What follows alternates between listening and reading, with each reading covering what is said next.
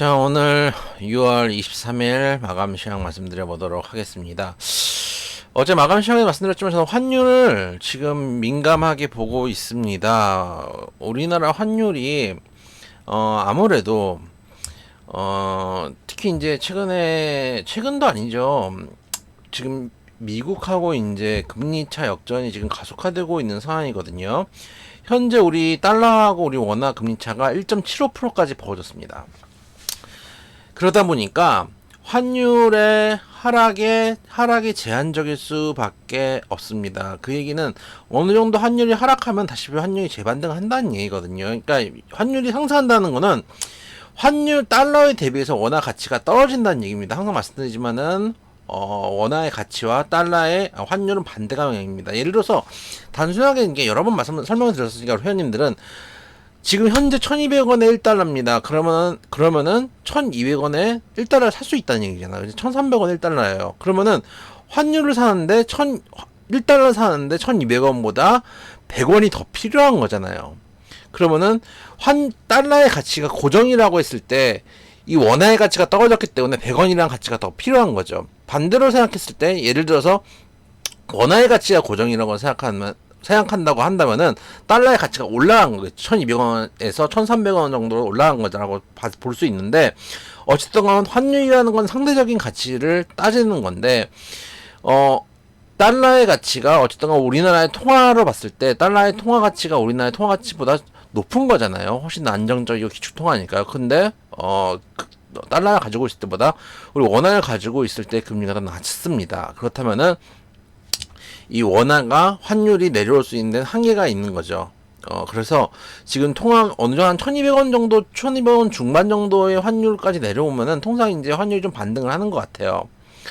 아까 말씀드렸지만은, 이게 좀 어려울 수도 있는데, 예를 들면은, 환율이 한 1100원까지 내려온다고 한번 생각을 해보죠. 1100원 정도까지 내려온다고 생각을 하면은, 환율이 1100원까지 내려온다고 생각했을 때, 달러의 가치가 고정이라고 생각을 해볼게요. 그러면은 1200원대보다 1100원일 때 우리나라의 통화 가치가 더 높아진다는 얘기잖아요. 왜냐면 100원 덜 줘도 달러 1달러를 살 수가 있으니까요.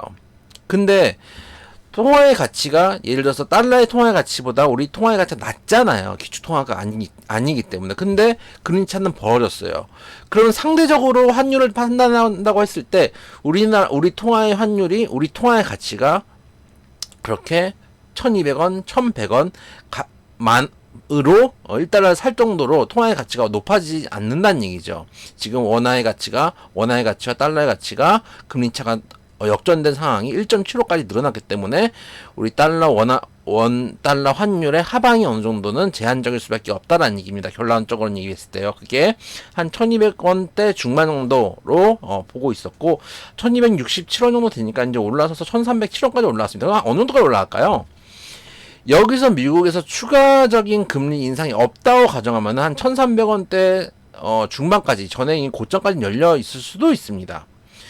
여기까지 올라올 수도 있고 아니면 그 중반이 한 1330원대까지 올라올 수도 있겠죠. 그래서 어느 정도까지 열려 있는데 문제는 뭐냐면 추가 금리 인상을 했을 때입니다.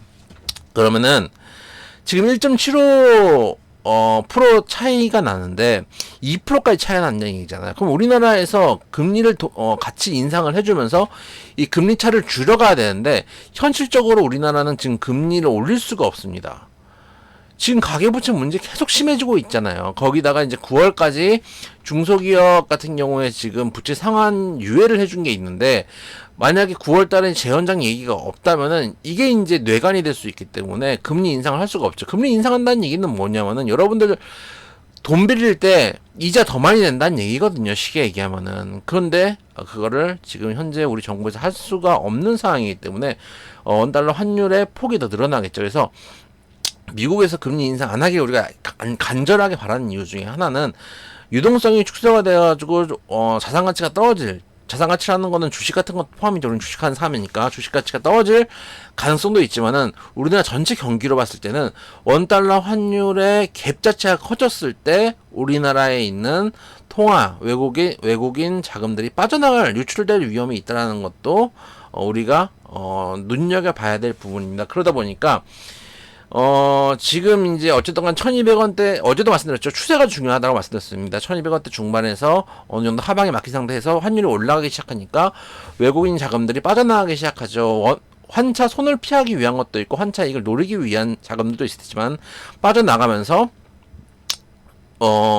우리나라 증시도 빠지고, 증시가 어느 정도까지 빠질까요? 제가 항상 말씀드린 한 1250까지는, 2550까지는 일단 열려있다고 생각하는데, 그 자리가 일단은 61선 인근이고, 지금은 기술적 분석이 중요한 시기이기 때문에 기술적 차트로 본다면은 61선 인근이고, 그 자리까지 빠진다고 봤을 때, 이 정도까지 내려왔을 때, 만약에 한 2550선에서 조금 더 넓게 잡으면 2500선까지 잡는다고 치죠. 이 정도까지 내려왔을 때 원달러 환율 한 1320원에서 1330원 정도까지 1330원까지 올라가서 상방에 막혀준다면 다시 또 하방은 내려올 수 있겠죠.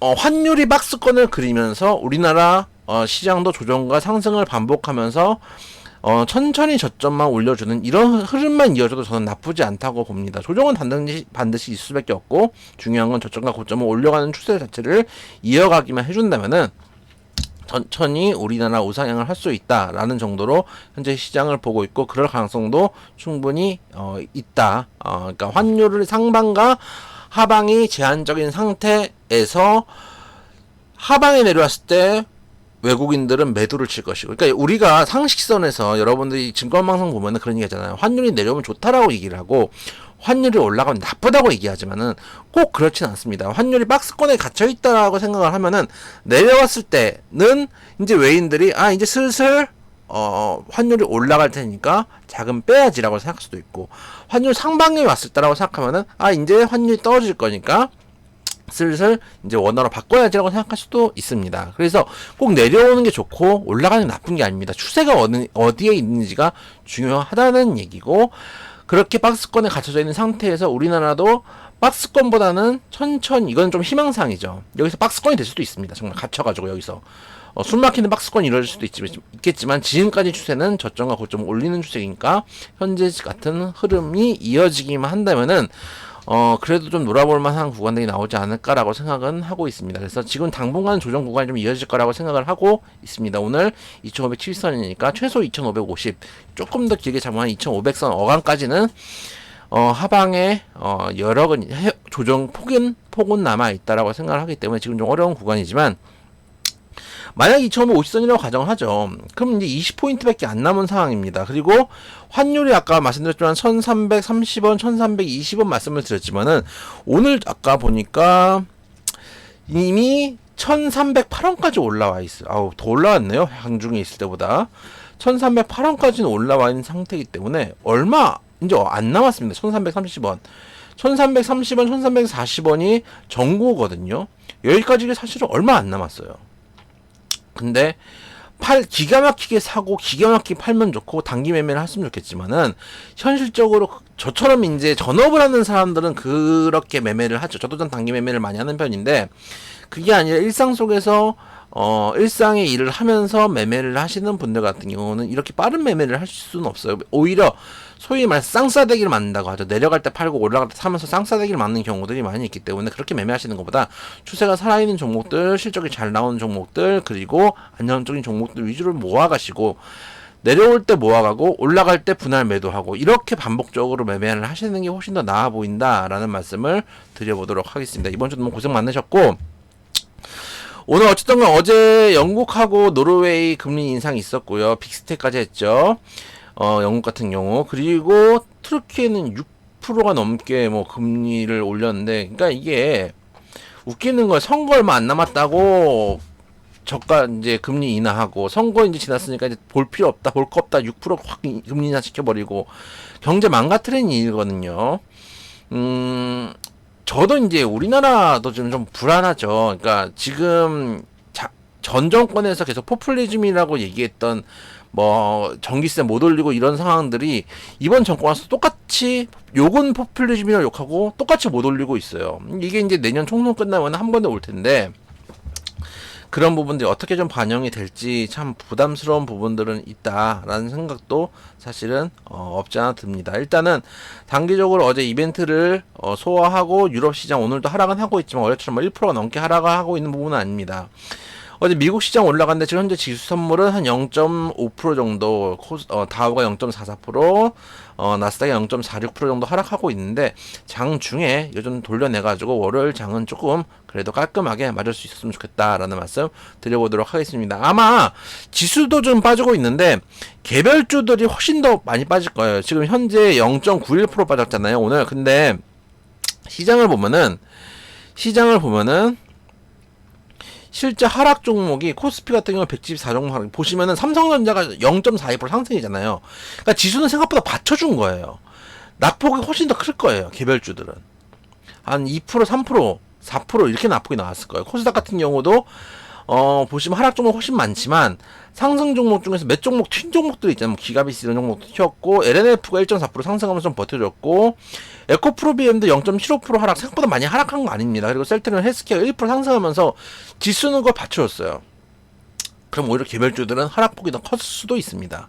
그렇기 때문에 지수도 많이 빠졌다고 생각하겠지만 그것보다 내가 가지고 있는 개별주들의 낙폭이 더 크게 느껴질 수도 있는 하루고, 어제도 그랬습니다. 그저께도 그랬습니다. 그러면 그만큼 포트폴리오가 되게 부러진다는 느낌들 많이 받으셨을 텐데, 오히려 지금 같은 때 포트폴리오를 좀 교체해 보시는 분들도 나쁘지 않다고 생각해요. 그러니까 예를 들어서 종목도 뭐 메인 종목도 뭐 반도체 하는 2차전지 쪽이라든지 또 혹은 그런 쪽이 아니라도 실적이 좋은 종목들은 가지고 계신 분들은 가져가시면 괜찮은데, 이렇게 잡주에 물려 계신다든지 급등했던 종목 거품 구간에 이제 더 간다고 갔다가 부러지는 구간에 있다든지 이런 종목들은 빨리 이참에 정리를 하셔가지고 좋은 종목인데 지수 때문에 내려온 종목들로 교체하시는 것도 방법입니다. 왜냐하면 거품에 들어갔다가 급등한다고 따라 들어갔다가 급락했을 때 맞아버리면은 빠져나올 수가 없어요. 약도 없는 경우들이 나오거든요. 그런 경우들을 피해야 된다. 오히려 지금은 기회로 삼는 것도 방법이다라는 말씀 드려보도록 하겠습니다.